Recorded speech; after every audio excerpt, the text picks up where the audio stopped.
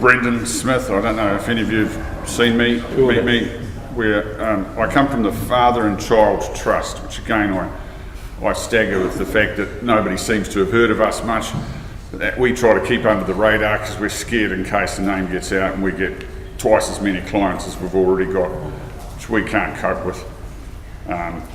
All I can say really is I'm really pleased to be here. I know the work that Hans and other groups do. I know that there's extreme cases of every situation. And sorry, I want to go into the father and child events. What I was pleased to many clients as we've already got, which we can't cope with. All I can say really is I'm really pleased to be here. I know the work that Hans and other groups do. I know that there's extreme cases of every situation. Blanket ladies who do perinatal mental health work. That room is usually 50 to 60 women and no one other dad. Christchurch has had a father and child trust since about '94. That they were the at-home dads. They formed a play group and realised they all needed information and support about might be their role as an at-home dad. Might be tricky dealing with their wife and partner who was now at work and really missing the child or something. We were trained in Christchurch on Parents as First Teachers, which is a fantastic course where you can empower new parents to be the first stage of educating and developing their kids. We've also had a link with Plunkett and their postnatal depression support group in Christchurch since '98. We've had a small office in Auckland since 2005. We've had an Onehunga office since 2009. We've run the Fathers Multi-Order Support Circle since 2010. You probably can't see all the numbers on that little chart there. It's just showing that since 2009 we've counted the numbers of dads that are new dads that come in. In 2014 those numbers hit 150. We are on the same resources as we were when we started. There's still only one support worker. The numbers are now, it's probably worse than ever this year, despite the other groups doing great work. So just very quickly trying to map what might be the typical incoming and might be approximate outgoing of our typical 100-odd clients. So a lot of guys actually come to us. I hope you can read that, you can. So they're actually only after information. They've never been a dad. They didn't have dad around when they were first having their first child. We'll share with them some information about being a good partner during pregnancy and how to be a good dad if mum has a tricky birth. Probably about 20% of our clients come and go very quickly, and they become a better informed partner or an earlier involved father. Some of those dads become the at-home dad. We hope the main thing that comes out for them is that the mother and the child are better for dad being better informed and better balance in those roles. Probably, I'm guessing 25% of the couple of the clients that we get are coming from the maternal mental health referrals that we now get from there's Green Lane and there's North Shore Hospital have maternal mental health teams. You know, the estimates are that there's 10 or 20% of women get a clinical level of depression or anxiety before and after baby. There's probably, I think, about $100 million a year gets spent on those services around New Zealand. The numbers are, say, 60,000 births per year. So we know there's about 10% of the dads, it's actually officially it's 4% of the dads have a clinical level of depression or anxiety after baby's born. There is zero money allocated in any government budget for that sort of help. We're the only people offering it. We probably only get about 20 or 30 a year. My guess is that there is about 3,000 a year of dads getting a clinical level of depression or anxiety that are getting no help at all. But you're saying that's only from birth, not general across the board, eh? This is just before, what we're saying is 2%, so it's 2 6s are 12, so it's about 1,200 before baby's born, it's about 2,400 after baby's born. And we're only getting, 1% of them. are getting the help they need, and we're not getting any money for it. So then we might say there's SIFs and shared care issues, and by shared care issues I mean separations. And so we know that 90% of guys in a separating situation, what their aim is to achieve a shared care balanced arrangement with their kids. I'm not saying what our outcomes are for those. I can tell you that they require individual, one-on-one understanding of their situation, that we will quite often have some tears, we'll quite often have a 2 or 3 hour download of a dad that's just walked in, he's never told anybody this story, his whole life, his whole family situation is laid bare. We hope that we will calm him down, we hope that we will get him over some of his loss issues and he will be in a better position to deal with the court or the ex if we can avoid the court. We often use other groups like Essentially Men. We love Frank and people like Nelson who are out there helping the dads on top of, beside or instead of us, because we can't keep up with those dads. So we just... Question. Oh, sorry, because I want to know some stuff. You know the men that go through shared care, how many of those are ending up with depression? I would say it's about 100%, but if they have reached... How many of those go on to commit suicide? I know that only one of the clients that have found father and child has ended up losing his life. There is a complication to that one. I know that nearly every week in our office on a Wednesday night, there are guys sitting in the back corner saying, "Thank God this group is here. I don't think about that anymore." We know that those guys that come to the group will almost certainly feel less alone. We know that the guys that come to that group will probably think that their situation isn't the worst in the room, and that helps. There's lots of other things, and I'll call it magic, that happens every week on a Wednesday night in our office. The reason I'm so concerned about this, and you're probably the man to give me the answer, is that one of the things that we've noticed is that there is no wraparound services for either a man or a woman when the child is removed from their care. Yeah, we know this. And I've had at least 2 or 3 people attempt to commit suicide on video live in front of me, and I've only been in this game just a couple of weeks before Christmas. So we know that the existing services for that sort of support are expanding. We're really rapt with the fact that Kiwi Daddy's website Facebook group is here, because they are taking what I describe as, the other couple of hundred a month of clients that need to talk, that need to reach out for help, that are willing to do that on a Facebook page. I don't think many of these situations should ever be put on a Facebook page. I think they're family, intimate, could be very tricky legal issues in those stories. So we don't expect to be able to help everybody. We know that the guys that reach out to a stranger, either by phone or by walking into our office, they are probably in deep crisis.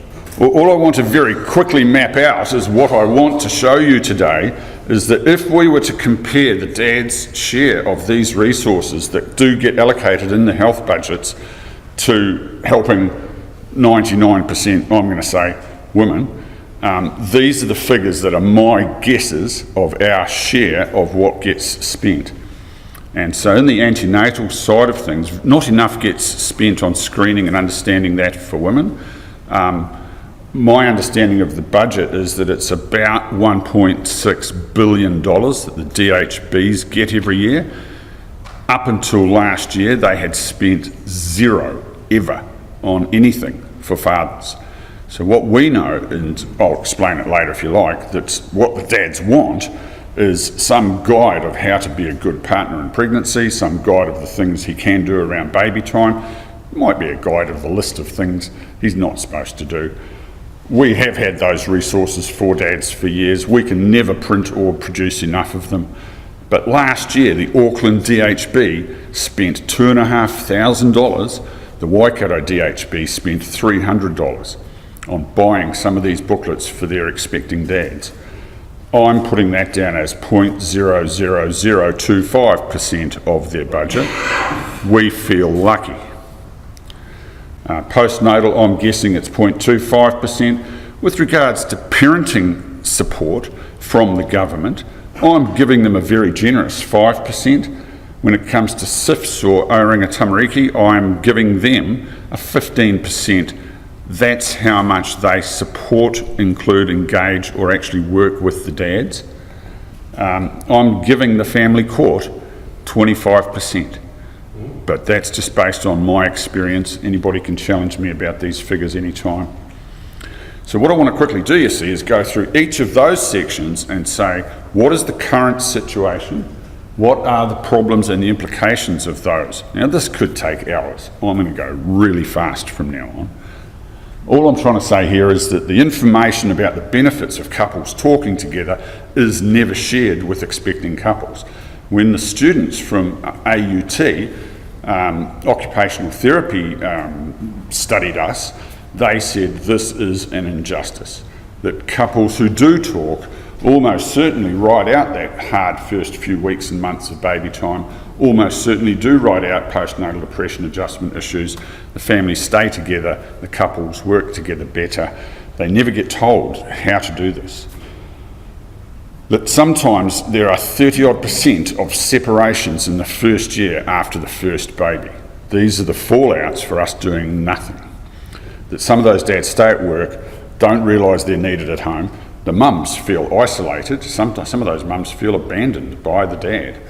And some of those dads, their physical health deteriorates because they're not included in the support service that mum's getting. We know that's stress. We get those dads, they're walking into our office completely physically rattled because of their emotional and other state. That the dads and the babies miss out on the early stages of bonding. They don't get engaged by the midwives. Now, the midwives, I'm going to give them about a 33% do engage the dads. About 33% might engage the dads if he's there or if he looks like a nice dad.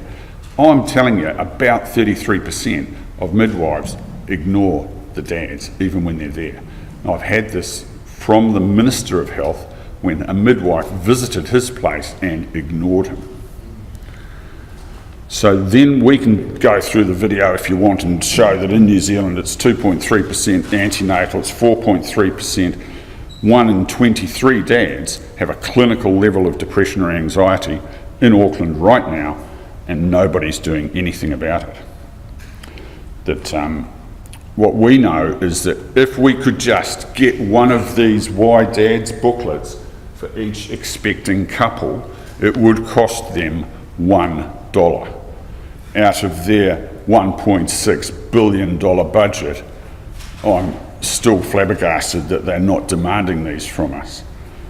That we know that this will save hundreds of separations, this will avoid a lot of trauma in young children's lives, this will prevent and minimise mothers being left unsupported or badly supported.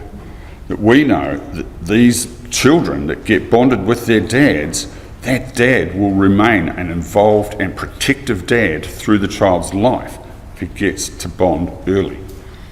And that all we know is needed is either one of our antenatal class booklets, so people that run antenatal classes can hook the dads in properly. Now, I know Warwick's done work like this, so we're not the only ones trying to do that. And we will save a lot of those situations.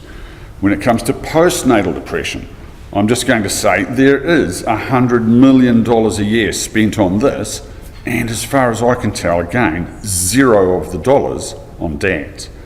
So we know that when it comes to things like mums wanting dad to stay with mum in the special care baby unit, because they've got to work out how to feed this baby, how to look after each other, how to get through the first few months. The dads get kicked out at 8 p.m. and told, you're just a visitor here. Now, there are a few wards where this has been acknowledged and fixed. 2, I believe, out of all the maternity wards and birthing units in New Zealand, 2 of them let the dads in. Wow. So we know all this needs is a mattress on the side of the bed. I've been to Starship, I've stayed next to my child for 2 months on a mattress next to the bed. My wife had to do that. Why they can't do this in a maternity ward is beyond me. They're mixed wards, it's just the same. So all we know is that maternal mental health kicks in for some of these families. Maternal mental health only kicks in if the mother declares that she's either about to harm the baby or she's about to harm herself. That's the level of crisis you've got to be in to get government help. So that's about 10%. I'm going to say it used to be 7%. Around 20% of other mums with, might be a marginal, might be a serious level of depression or anxiety, might be self-harming, get nothing.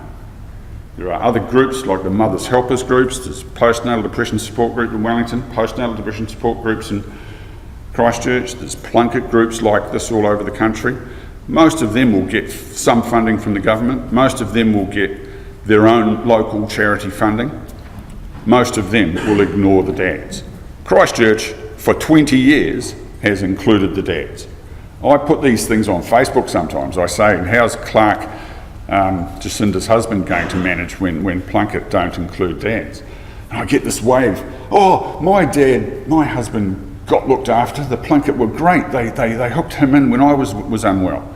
And I check, where are they from? Christchurch. It's the only place in New Zealand where Plunket includes the dads. So we just know that the current problems include the fact that if dads don't get that support, they are actually vital to mums' recoveries. That whenever I go to one of these conferences and seminars where all the presenters are doctors and psychologists with huge degrees and experience, they all say the most important thing for mum's recovery is they're fully informed, fully supportive father. Then they do nothing about informing or supporting the father. So we just know that if those maternal mental health, and I know my Plunket engages doesn't read very well, all they need to do is engage the dad. Tell dad what mum's getting and probably check if he's okay and does he want to talk to someone who's been through something like that. Easy for the midwives, easy for the Plunket ladies, easy for maternal mental health ladies, and they're sending me referrals every week now with no money. But apart from whether dad's okay or not, dads help build a better bond with baby. Baby gets better if they get a bond with mum and a bond with dad.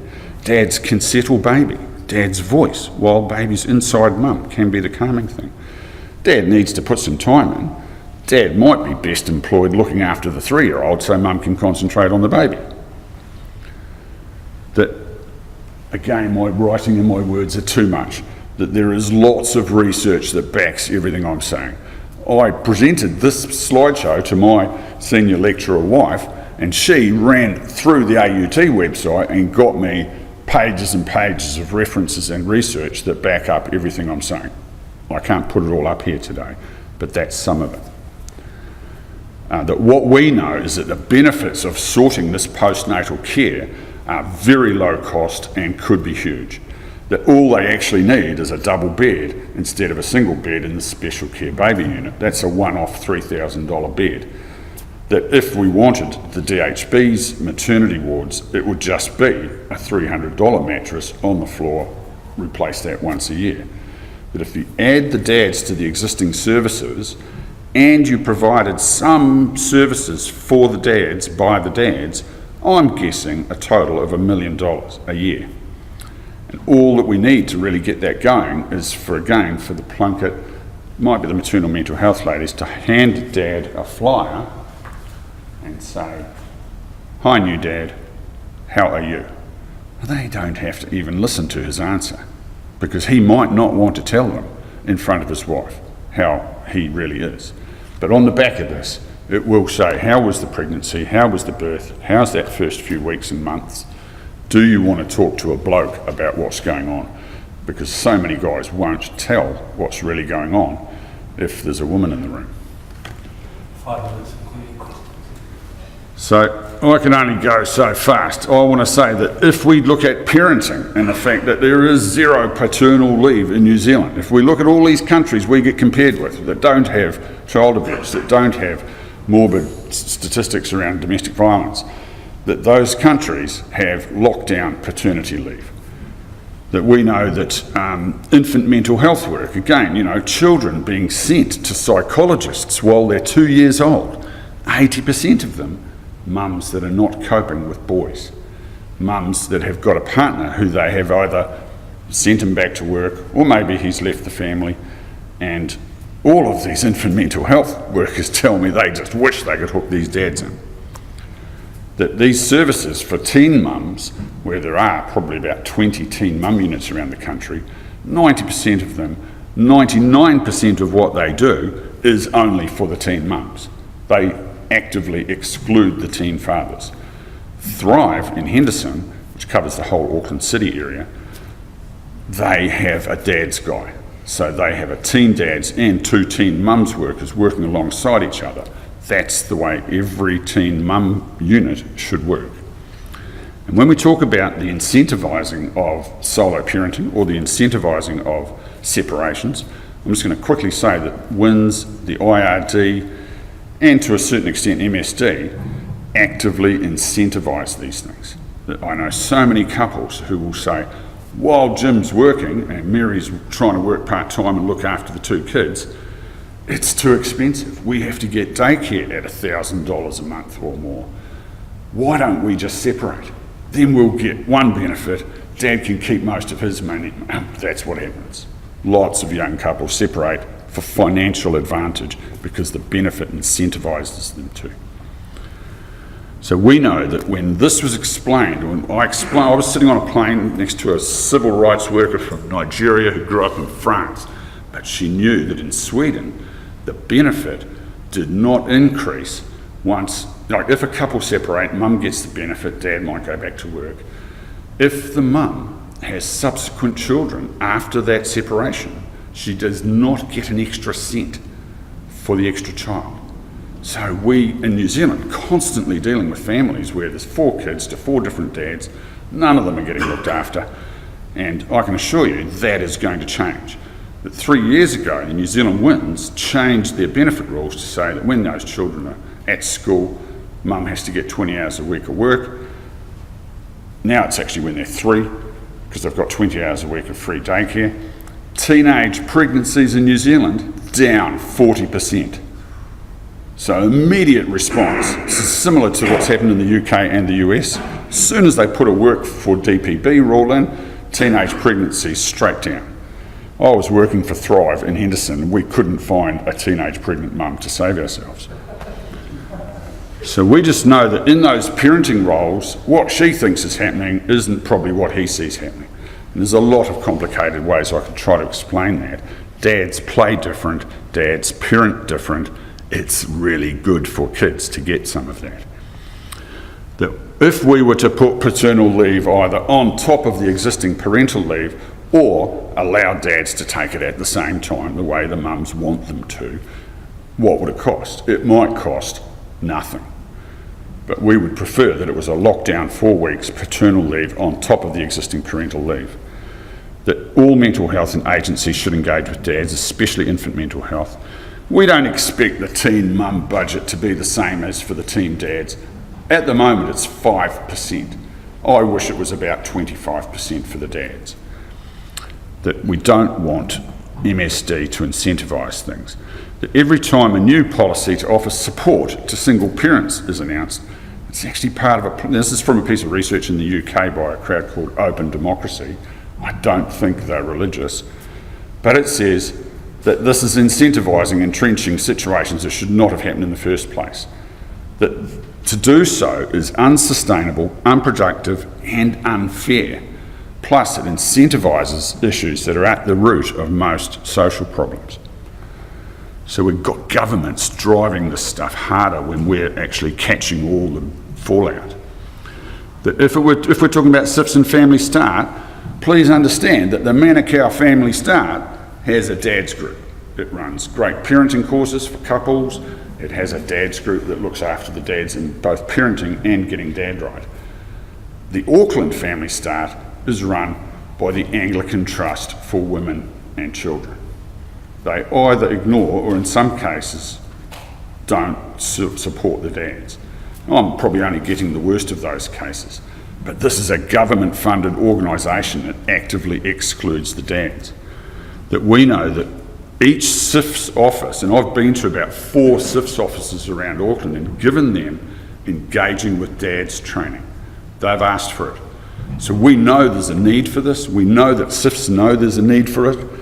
I've only done one of those training sessions in the last 3 years. Every time I do one, we get flooded with clients. I can't keep up for 3 months. So we know that if that were to happen every year in every SIF's office, they'd all be kept up to speed. But we think then there is a need for a dads group for almost every SIF's office. So the dads feel heard and somebody's conveying what's going on back. That we know that where are we? That the bullshit radar should be on full alert at SIFs.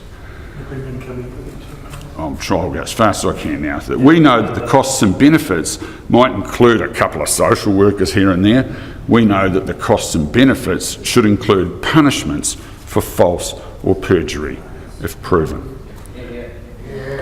That we know that the dads are not ready, they don't get any immediate support, that there should be a quick review of all protection orders where a dad's excluded from a family. That the minute that a dad's excluded from a family, there should be supervised contact put in place that week. It takes 6 weeks, sometimes 6 months for dad to resume any sort of contact. We know that the groups that might help with suicide, the likes of Kids Need Dads, do their groups in Tauranga and Wellington, our group in Auckland, there's a little bit of group type work in Christchurch. Those groups should be funded and supported to help prevent male suicide. That we know that without those, the dads fall over. We know that if we do nothing, there are lots of separations, lots of mums get worse, family court's a mess. Some of these mothers that meet me in the family court ask me what I do. They say, if only you'd met my husband before we had baby. That's why we know the work we're doing at the top of the cliff is what should be getting done. That the dads suffer depression, the dads are unable to get that support, the dads are not ready for court. They might need a course, they might need to share some shame. Sorry about putting so many words on one slide. I can't fit all of the damage that gets done if children grow up statistically with absent dad. Suicidal, underfathered men, underfathered child, more likely to be violent, more likely to use drugs, more likely to feel angry. What this, being a mechanical draftsman back in my old days, what this always reminds me of, it's an internal combustion engine. We have a system that runs on mums, it outputs children, it is refusing to use the cooling system that is sitting bolted on, ready to help. The dads who do help get scolded. That we know that if we were to take the best of man alive in Auckland, if we could take the best maternity ward in Rotorua, if we could get father and child up and down the country working, Plunket were as good in all their branches as they are in Taranaki, in Christchurch. If Family Start was like Manukau, if the Skaboo Words and Big Buddy had a regional presence all over New Zealand, we would have great systems. We actually have examples of what would work in all these areas. We just don't have the money to keep it all going. And so we know that the United Nations Rights of a Child says that governments should support both parents. We know that the legislation under the Rights of Dads, that should say the New Zealand Care of Children Act, is shared responsibilities, including the child's right to understanding and whakapapa bonding and support of both parents. That the Guardianship Act requires parents to both be involved. We know that we get these Why Dads booklets out there to try and warn and inform of this stuff. We know that in the long term, we would say that mothers will not be the victims of everything, that mothers are not the problem in the health sector, that it's the whānau support that is going to work here, that there will be happier children, there will be more workplace productivity, there will be less mental health support needed for those teenagers. Aotearoa, whānau ka pai. Thanks, Brendon.